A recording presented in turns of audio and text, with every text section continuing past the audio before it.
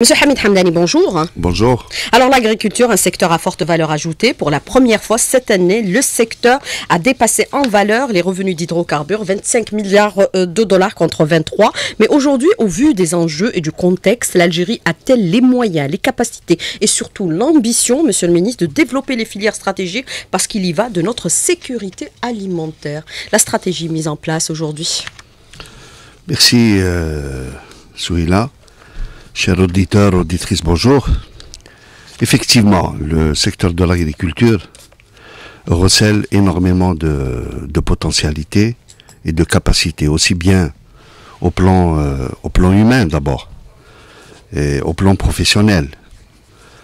Et la stratégie affichée aujourd'hui à travers le programme de M. le Président de la République et la feuille de route initiée pour ce faire par le secteur de l'agriculture place la mise en œuvre de cette stratégie autour de 3 fondements essentiels.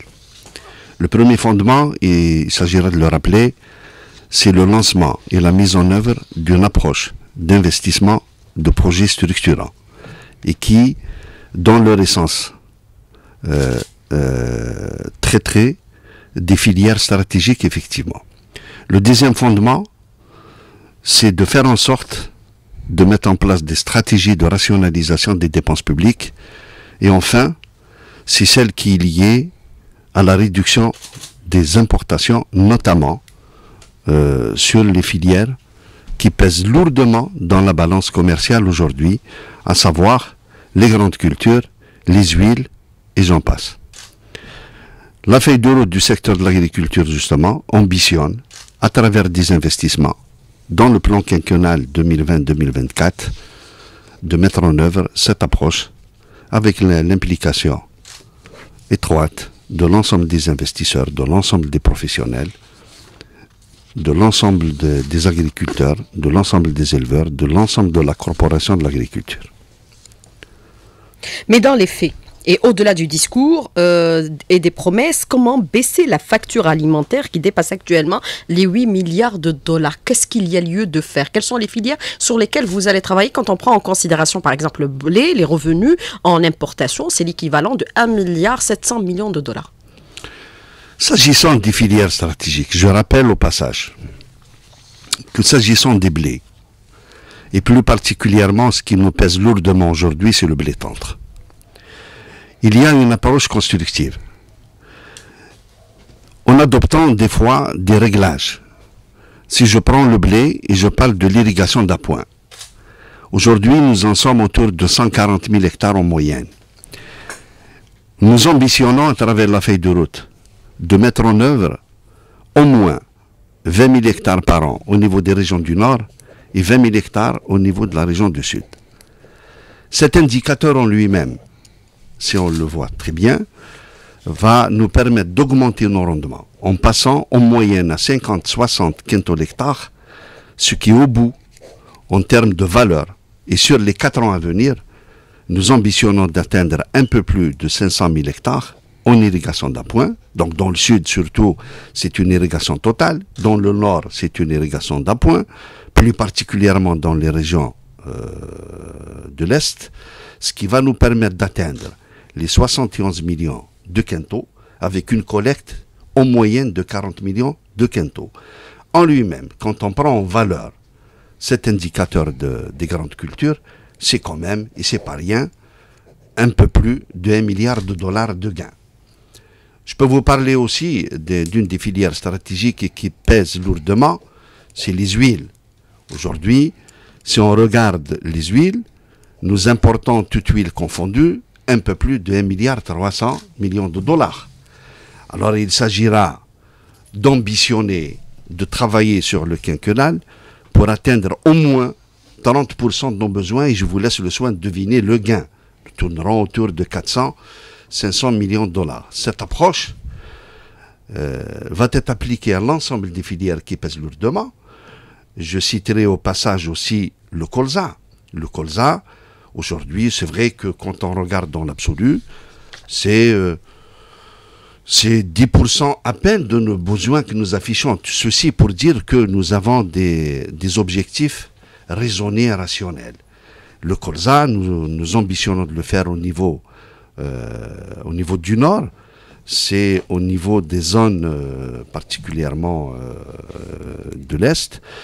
Et l'objectif, si je cite un objectif pour 2020 ou 2021, ça tournera autour de 3 000 hectares an. 3 000 hectares an, c'est vrai que c'est 80 millions de dollars, mais c'est 80 millions de dollars de gains pour le trésor public. C'est cette approche. Je peux la généraliser à travers l'ensemble, beaucoup de filières, mais cette approche, on est le même, permettra à terme, au moins, de réduire drastiquement, de réduire d'une façon significative nos importations. Pour ce faire, maintenant la question c'est pour ce faire aussi. C'est vrai qu'il y a des investissements qui sont en cours, mais il y a aussi organiser l'investissement. Organiser l'investissement, à mon avis, le premier acte, la première question ou la première action qu'il s'agira de mettre en œuvre, c'est d'abord de débureaucratiser l'acte économique. Pour ce faire, un office de développement de l'agriculture saharienne, des cultures stratégiques et agro-industrielles, vient d'être créé par décret exécutif et qui est passé en conseil du gouvernement. Au fait, c'est quoi cet office? C'est de faciliter le parcours des investisseurs de telle sorte à avoir un guichet unique, à avoir un comité technique au niveau d'une seule institution pour éviter tout le parcours, tout le temps, toutes les contraintes et les difficultés que subissaient, que vivaient nos investisseurs. À travers cette entité, c'est un office sous forme d'une agence.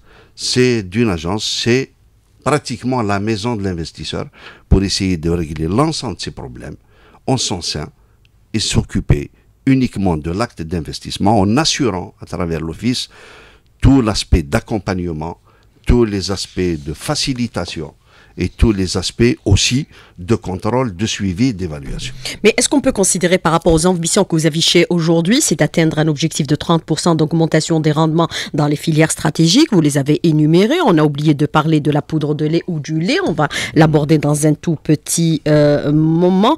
C'était projection sur le court terme et le moyen terme. Mais est-ce qu'on peut considérer que vous êtes dans une vision réaliste ou dans des projections et des ambitions? Parce qu'il y a eu des ambitions par le passé qui n'ont pas été concrétisées, Monsieur Hamdani. C'est vrai qu'il y a eu des ambitions, pour certaines elles ont été concrétisées, pour d'autres non. C'est pas la volonté qui avait manqué. Mais aujourd'hui, quand on dit nous affichons des objectifs qui sont autour de 30% de nos besoins, il ne faut pas oublier aussi que nous avons tenu compte des écosystèmes fragiles sur lesquels nous allons intervenir. Si nous parlons du Sud, effectivement, c'est des écosystèmes très fragiles. Donc cette ambition, elle a à côté aussi la maîtrise et la conception d'un développement durable. Elle a aussi à côté d'une organisation sereine. Elle a aussi un objectif très certainement réalisable. Vous avez annoncé tout à l'heure une enveloppe d'importation. Nous affichons aujourd'hui entre 10 et 30% pour certains de nos produits. À côté, ça reste des chiffres, mais quand on regarde à côté tout l'arsenal qui est mis en place pour ce faire, toutes les conditions qui ont été réunies à travers des cahiers des charges, à travers une organisation, à travers des systèmes de facilitation, à travers une débureaucratisation, à travers des systèmes de numérisation, tout ça accompagne justement pour faire de cet objectif un objectif réalisable, un objectif réaliste et une ambition pas du tout démesurée. Mais quand on parle aujourd'hui de l'enjeu qui est la sécurité alimentaire, faut-il commencer en amont à produire nos semences, ne pas importer la quasi-majorité de nos semences pour réduire notre dépendance de l'extérieur? D'abord, je tiens à corriger au moins sur les semences de céréales. Il faut savoir que nous n'importons aucune semence de céréales. Donc les semences de céréales sont quasiment produites au niveau national. Pour le reste, effectivement, la sécurité alimentaire, il y va de la maîtrise et de la production de ces semences, de ces plans en amont. Et pour ce faire, il y a des programmes, je ne peux pas peut-être le temps imparti développer toute la feuille de route, Mais en tous les cas, Si il vous y a pouvez, des programmes, on a encore le temps. il y a des programmes d'accompagnement. Aujourd'hui, quand nous parlons du programme, à titre d'exemple, d'un programme de rustique ou d'un programme de maïs, laissez-moi vous dire que non seulement, dans un premier temps, oui, nous allons très certainement importer le besoin en semences de maïs ou semences de certains produits que nous ne faisons pas. Ils passeront par une homologation et par un contrôle. Mais dans un second temps, aujourd'hui, il y a un programme qui est mis en place pour produire aussi bien en impliquant, par exemple, les pépinières privées que les pépinières publiques pour adapter et produire effectivement nos semences et nos plants. Mais là, c'est un programme qui va s'étaler dans le temps. C'est un programme qui aura comme objectif d'assurer aussi, comme vous le dites, notre sécurité alimentaire qui va à travers cette dimension justement de semences et de plants. Alors quand on parle aujourd'hui de nouvel office pour l'agriculture saharienne, le décret vient d'être signé, vous venez un instant de l'annoncer, qui permettra la création d'un guichet unique pour être le seul et l'unique interlocuteur des différents intervenants dans le domaine agricole, à savoir les agriculteurs. Est-ce qu'on peut considérer qu'aujourd'hui l'office c'est le moyen adéquat pour assurer ce travail, puisque nous avons vu que par le passé, et ce qui s'est produit, et nous le constatons aujourd'hui malheureusement, c'est que les offices de régulation qui ont été mis en place, que ce soit l'OAIC pour les céréales, ou que ce soit l'ONIL, ou ce soit celui des viandes et des fruits et légumes, n'ont pas montré leur efficacité, ils n'ont pas pu jouer d'acteurs de régulation du marché. Quel est votre commentaire justement par rapport à cette question, M. Hamdani? D'abord, en premier lieu, c'est pas un office de régulation. Différent? C'est un office parce qu'il y a une rétrospective à faire. Prenez les investisseurs aujourd'hui. On s'est rapproché des investisseurs. On a travaillé tout au long du temps, au fil du temps au niveau du ministère de l'Agriculture ou d'autres secteurs d'ailleurs. Le problème principal qui est revenu à chaque fois, trop de papier, non-respect des délais, une multitude d'intervenants, des commissions qui appellent à des sous-commissions, des commissions locales, des commissions centrales, etc. Indisponibilité du foncier? Indisponibilité du foncier peut-être, mais à partir de cet office, l'office en lui-même, tout se passera en son sein. Il aura son portefeuille foncier. Il aura l'ensemble des intervenants sous forme d'un guichet unique. Il aura un petit comité scientifique et technique composé d'experts en la matière pour l'examen de la recevabilité technique et économique des projets. Il aura de l'assistance technique, de l'accompagnement. Ça sera un seul interlocuteur, ça sera un seul point d'attache pour l'ensemble des investisseurs et pour la réalisation de ces projets d'investissement. En soi, c'est de couper, c'est de limiter l'ensemble des liens qu'on avait de par le passé avec une multitude d'intervenants. Un seul intervenant, un seul examen du projet, une efficacité dans la réalisation du projet et surtout de l'accompagnement pour la mise en œuvre des projets. Une décentralisation effective, plus de mise en tutelle? Absolument. Le ministre n'interférera pas dans la gestion de l'office? Le ministre n'a jamais interféré. De tout temps, le ministre, il n'a pas pour fonction, c'est une fonction régalienne, et le ministre n'a pas pour fonction, ministre de l'Agriculture soit-il d'ailleurs, n'a ni pour mission, ni d'attribuer, ni d'ailleurs d'enlever. Je tiens à apporter cette précision. Il y a eu, effectivement, au niveau des wilayas, des commissions qui étaient présidées soit par les directeurs des services agricoles, soit essentiellement par les walis. Ça a donné des résultats. Mais aujourd'hui, ça a donné des résultats pour certains. Ça n'a pas donné, de par la lourdeur de la machine, ça n'a pas donné de résultats pour d'autres. Aujourd'hui, et dans la vision justement du programme du président de la République et de la feuille de route du secteur de l'agriculture, c'est de faciliter autant que faire se peut cette approche et d'y aller dans la décentralisation raisonnée et d'y aller dans la maîtrise ou la gestion des projets au-delà de tout aspect administratif, bureaucratique, etc. Alors, Monsieur Hamid Hamdani, moi je voudrais revenir avec vous sur ce que vous avez abordé dans la première partie de l'invité de la rédaction. Vous avez parlé de l'office qui aura à diriger et à suivre, bien sûr, l'agriculture saharienne, qui a un fort potentiel aujourd'hui, qui aura dans son giron aussi la gestion et l'autonomie, le portefeuille du foncier, foncier agricole au niveau de ces localités. Sous quel modèle sera bien sûr appliquée cette gestion de ce foncier? On reconduit la concession, mais est-ce qu'on va alléger les procédures d'octroi de ce foncier? Avant de parler des procédures d'octroi, la question qui reste posée aussi, c'est de dire, quand on dit l'office va gérer ce portefeuille foncier, faudrait-il rappeler au passage aujourd'hui qu'il ne s'agit pas de déterminer des espaces. Donc nous sommes en train de travailler dans une étroite collaboration aussi bien avec la ZAL, en utilisant des technologies de pointe, qu'avec l'ensemble des bureaux d'études, et d'ailleurs même avec les NCT du ministère de la Défense nationale. Pourquoi utiliser ces outils? L'un des principes d'utilisation de ces outils, c'est d'abord par gain de temps. Nous avons une multitude d'indicateurs qui sont liés soit à l'espace, et qui sont, mais surtout, liés à la ressource hydrique.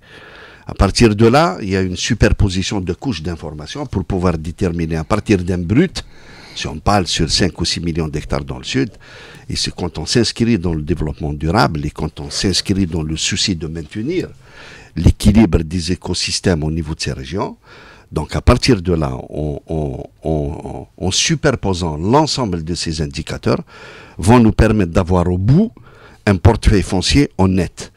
Le portefeuille foncier honnête, c'est-à-dire qu'il ne souffre d'abord d'aucun litige ou d'aucune anomalie technique, mais beaucoup plus un foncier qui répond de fait à un potentiel pouvant être mis en exécution rapidement. C'est-à-dire qu'il y a le sol, il y a l'eau, il n'y a pas de contraintes, il n'y a pas de périmètre de sécurité, etc. Et j'en passe. Il y a un minimum d'actions structurantes qui ne sont pas très loin peut-être des réseaux routiers, etc., etc.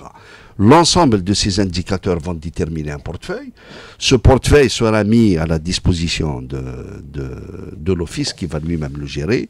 Mais est-ce qu'on a évalué déjà ce portefeuille, M. Hamdani? Oui, nous sommes partis à partir d'une étude spatiale d'un brut autour de 6 millions d'hectares. Nous sommes aujourd'hui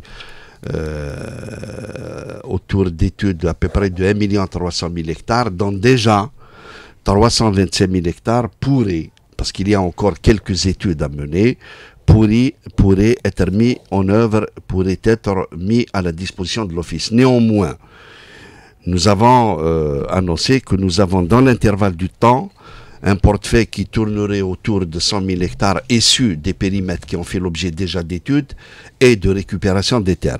Ces 100 000 hectares, dans un premier temps, au cours de l'année 2020, c'est un potentiel qui pourra très certainement être mis à la disposition des investisseurs à travers l'office pour lancer les projets structurants quand les projets s'inscrivent dans les filières stratégiques et dans la feuille de route du secteur de l'agriculture. Mais est-ce qu'on peut considérer qu'il y a déjà un regain d'intérêt pour les filières stratégiques actuellement au niveau de ces localités? Et quelles seront les cultures qui seront avantagées, puisque nous avons vu qu'Alouette, par exemple, nous avons un excédent de production de pommes de terre et on n'arrive pas à trouver preneur. L'industrie agroalimentaire ne suit pas et même l'exportation est faible à ce niveau.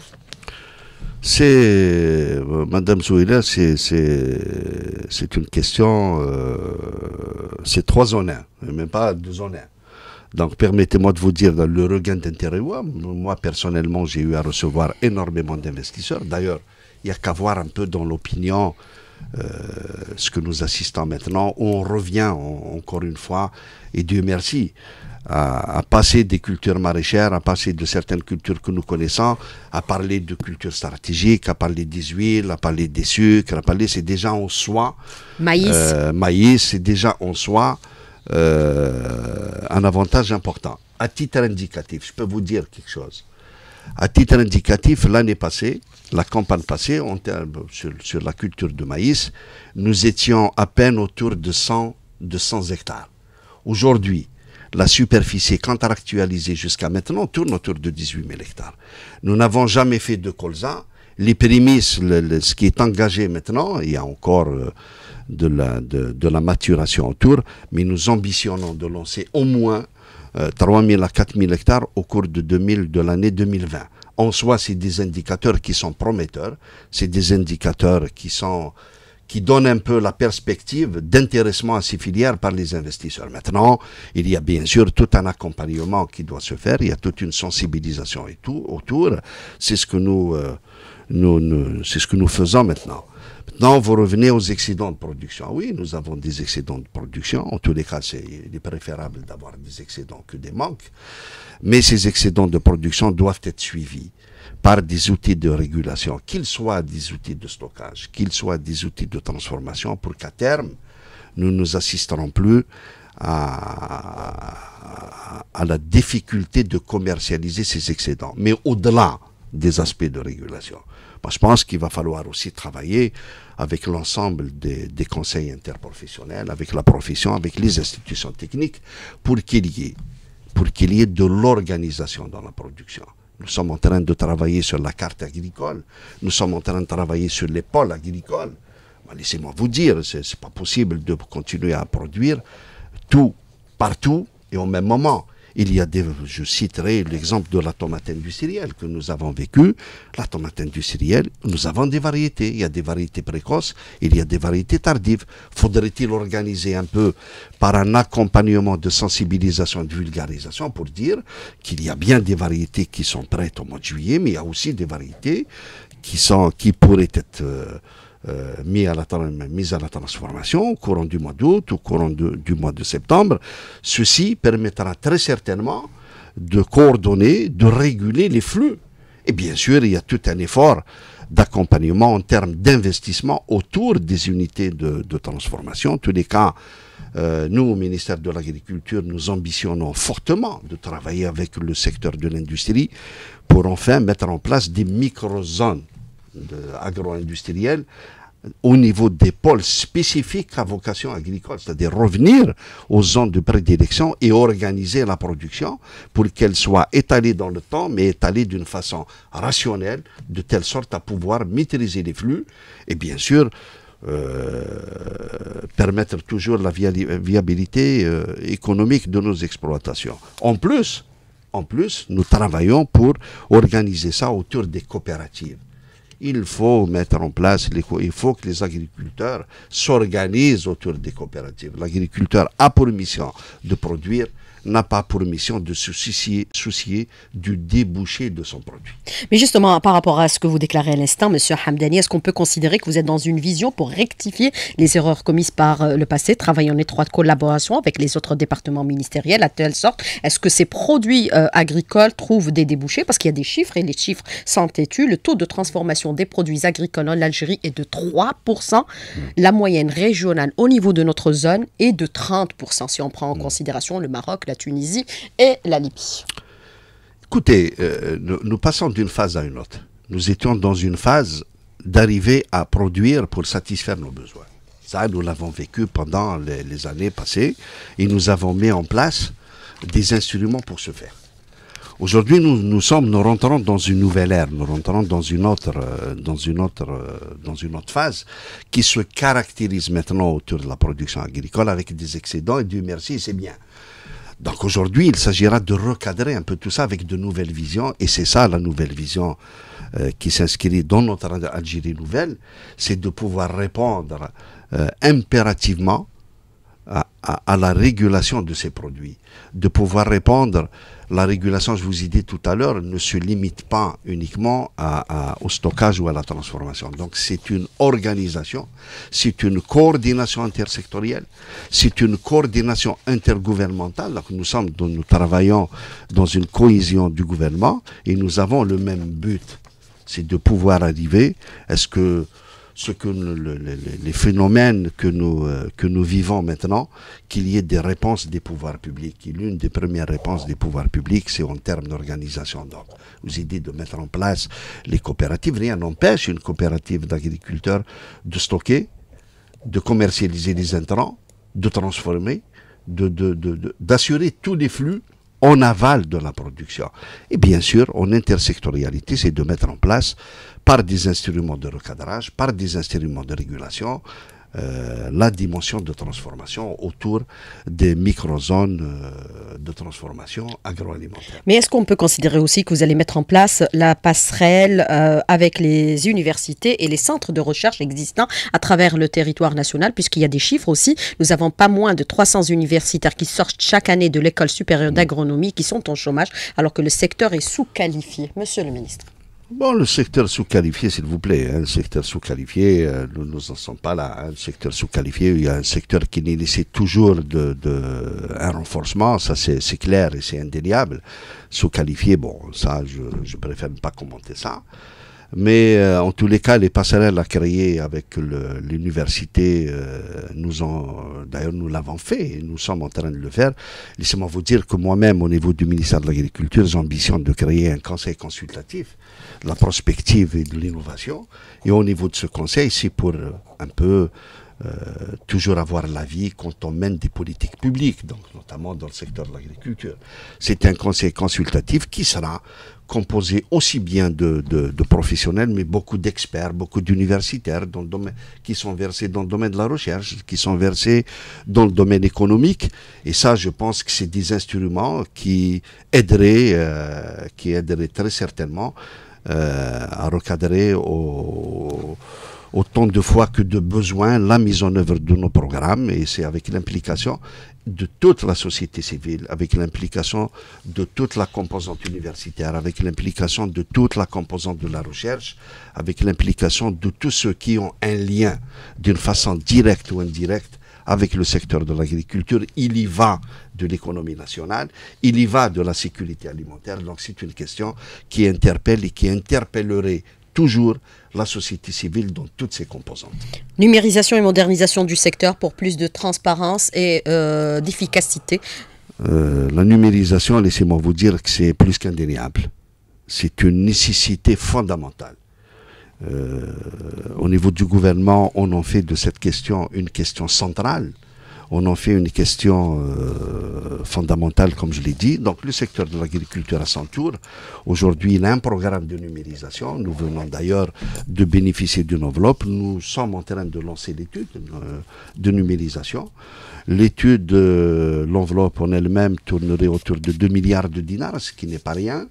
Nous avons déjà lancé une étude autour de presque 6 millions de dinars qui va, elle, nous déterminer 3 phases. Il y a la phase conceptuelle, il y a la phase pratique, il y a la phase métier. En parallèle et dans l'intervalle du temps, laissez-moi vous dire que nous travaillons énormément sur les applications métiers. Vous avez vu très récemment au niveau de l'OAIC, où ils ont présenté une application qui va gérer un peu et contrôler, parce que c'est une question de traçabilité, de contrôle, je suis désolé de le dire. On ne peut pas continuer à travailler éternellement sur des feuilles Excel, à aligner des chiffres. Aujourd'hui, il faut utiliser ces outils dont le souci principal, c'est celui de la rationalisation, mais surtout, c'est celui du contrôle et de la traçabilité. Alors, question des auditeurs qui sont très intéressantes. Faut-il aller vers le rachat par l'État des terres agricoles privées pour sauvegarder ce patrimoine? La mitidja risque de disparaître. Votre réponse, monsieur le ministre, pour cette question de l'auditeur? Moi, ma réponse, je la vois sur un autre plan. Il faudrait que les lois s'appliquent. Qu'elle soit de la terre, qu'elle soit de statut public, domaine privé de l'État, ou qu'elle soit de statut privé, la loi doit s'appliquer pour tout le monde. On n'a pas le droit de laisser des terres au-delà de l'urbanisation, comme vous le dites. Mais on n'a pas le droit de laisser les terres. Et laissez-moi vous dire qu'il y a une batterie réglementaire qui se prépare maintenant pour y aller peut-être dans une vision de fiscalisation. Auquel cas les terres ne sont pas travaillées. On ne peut pas, dès lors que c'est une terre, que représente la part des terres du domaine privé de l'État? C'est 30% de l'ensemble de la surface agricole utile. C'est à peine 30%. Le reste est détenu par le secteur privé, qui joue son rôle aujourd'hui, mais il doit le jouer encore pleinement. Les terres doivent être exploitées, sinon c'est l'applicabilité sans discussion des lois. À ceux qui sous-louent les terres agricoles aujourd'hui. C'est un manquement à la réglementation. Vous allez essayer de réagir? Il faut appliquer les lois. Au niveau local, il y a des instruments de contrôle, il y a des instruments d'applicabilité des lois. Il faut appliquer les lois. Alors, autre question de l'auditeur aujourd'hui, on dit, par exemple, que l'ambition aujourd'hui de l'Algérie, c'est de se placer sur les marchés internationaux, conquérir des parts de marché. À court terme, on ambitionne d'exporter l'équivalent de 5 milliards de dollars. C'est l'annonce faite par le président de la République. C'est un grand challenge aujourd'hui. L'exportation agricole, aujourd'hui, c'est l'équivalent à peu près de 15 millions de dollars en moyenne, alors que la région, c'est 1,5 milliard de dollars. Comment prendre de plus grosses parts sur les marchés internationaux aujourd'hui?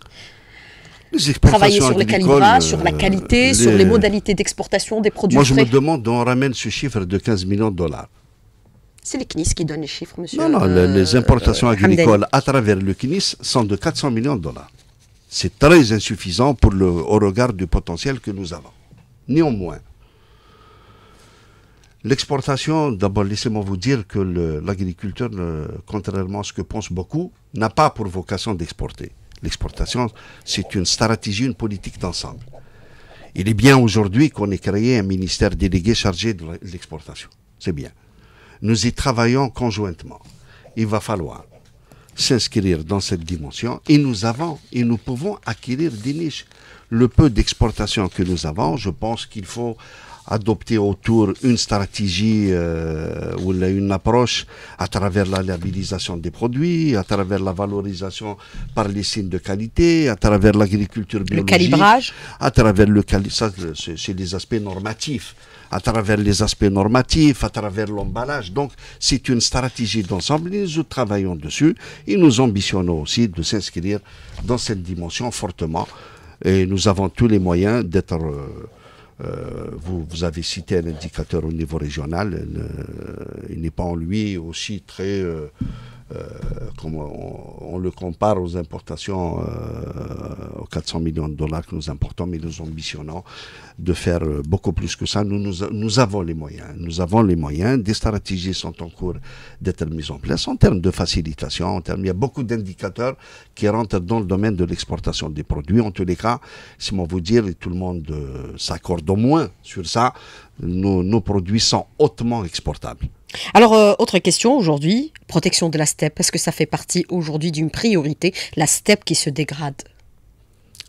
Quand je parle d'un investissement raisonné, quand je parle du développement durable, quand je parle de l'écosystème, quand je parle du maintien de l'écosystème, quand je parle de l'écosystème, il n'y a pas que la steppe. La steppe, oui. Il y a aussi les parcours. Il y a aussi les zones fragiles. Il y a aussi les zones humides, et j'en passe. Effectivement, je pense que dans un avenir très proche, il y a un instrument réglementaire qui se prépare justement autour de cette question de la steppe. Donc nous avons travaillé depuis déjà un peu plus de 40 ans maintenant sur un code pastoral qui est complètement dépassé. Donc il va y avoir une législation qui va justement attaquer cet aspect de la steppe et cet aspect de la préservation des parcours et du développement des parcours. Alors, autre question de l'auditeur qui vous dit, est-ce qu'on aurait abandonné le système du CIRPALAC, le système de régulation des produits agricoles aujourd'hui, puisqu'il n'a pas montré sa fiabilité? Au moment des crises, il n'a pas pu, c'est-à-dire réagir efficacement. Monsieur le ministre, le CIRPALAC, on l'abandonne? Écoutez, je reviens à la question du CIRPALAC. Il faut se poser la question. Le CIRPALAC, il a été créé aux environs de 2008-2009. Il a été créé dans un contexte de crise. Le CIRPALAC, quand il a été créé pour la question de la pomme de terre, essentiellement, nous étions importateurs de pommes de terre, je le rappelle. Le CIRPALAC a été créé pour assurer les périodes de soudure. Nous assistons aujourd'hui à quoi? Nous assistons au rétrécissement progressif des périodes de soudure. C'est-à-dire, en d'autres termes, nous avons de la pomme de terre aujourd'hui, si je cite ce produit dans le cadre du système, qui est appelé à être disponible tout au long de l'année. Le CIRPALAC, comme outil de régulation aujourd'hui, nous travaillons pour qu'il soit orienté vers les stocks de sécurité. Les stocks stratégiques des produits maraîchers, essentiellement, c'est la pomme de terre, mais pas dans la vision du CIRPALAC comme ça généraliste, et qui ne s'adapte pas effectivement, il ne s'adapte pas dans le besoin, c'est pas dans le système au contexte de maintenant. Est-ce qu'il faut revoir aujourd'hui tout et absolument tout, comme par exemple le cahier de charges des offices de régulation, l'OIC, l'ONIL et celui, bien sûr, des viandes et légumes? Revoir tout, je préfère utiliser un autre terme. Aujourd'hui, il faut recadrer tout. Nous étions dans un contexte, nous partons et nous ambitionnons d'y aller vers un autre contexte.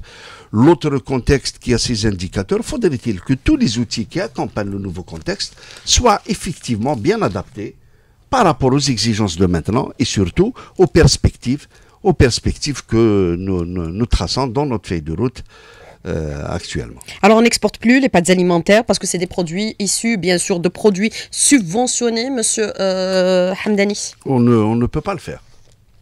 Un produit soutenu, exporté à travers un produit soutenu, le produit soutenu, c'est-à-dire la matière première est soutenue, on l'exporte et on tire de la valeur ajoutée. On ne peut pas le faire. Alors les dédommagements par rapport aux agriculteurs qui ont subi des pertes par rapport bien sûr à cette année qui a été extrêmement difficile, une année pratiquement de sécheresse et à la fois également les feux de forêt puisqu'à la fois nous rendons hommage aux gardes forestiers. Monsieur Hamid Hamdani. À mon tour de leur rendre hommage. Les agriculteurs aussi pendant cette période de Covid. L'ensemble des agriculteurs qui ont fait leur preuve pendant la période du Covid, à l'ensemble des professionnels du secteur de l'agriculture et à l'ensemble des corporations du secteur de l'agriculture, à passer par les vétérinaires, les ingénieurs, les forestiers, etc. Maintenant, l'indemnisation, je tiens à préciser un point. Dans la législation, c'est l'indemnisation en nature pour ceux qui ont subi effectivement énormément de pertes cette année. Les enquêtes sont en cours? Les enquêtes sont finalisées. L'évaluation des pertes? Combien de personnes sont... L'évaluation est en cours. Mais les enquêtes sont finalisées, l'évaluation est en cours. Ça sera pour permettre la relance de l'activité. Donc je tiens à préciser ce point. Ça sera des indemnisations en nature pour la relance de l'activité. Et j'abonde sur un point sur un terme que vous avez utilisé, sécheresse. Une année difficile. Nous avons subi une année difficile. C'est vrai, c'est une année de stress hydrique, mais ce n'est pas une année de sécheresse. La preuve, nous avons passé, contrairement à beaucoup de pays qui nous dépassent, qui disent des pays forts par la période du Covid, et je tiens encore doublement à rendre hommage au monde agricole, aux agriculteurs et aux éleveurs. Le manque de pluviométrie aura des incidences sur le rendement des céréales cette année? Puisque l'année dernière, on a eu quand même une production assez intéressante. Moi, je pense qu'il faut pas anticiper sur les chiffres. Il faut pas anticiper. Les bilans sont en train d'être faits.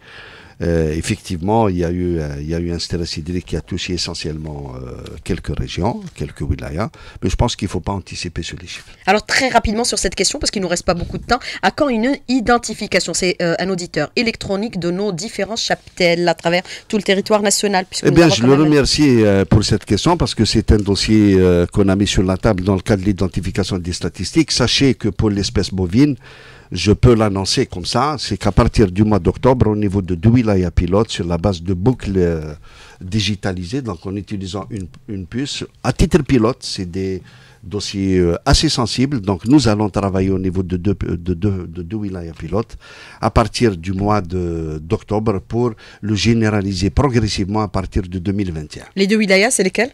Les 2 wilayas, ça sera Béjaïa et Tlemcen. Merci beaucoup, monsieur Hamid Hamdani, d'avoir répondu à nos questions. Merci beaucoup. À bientôt. Au revoir. Au revoir.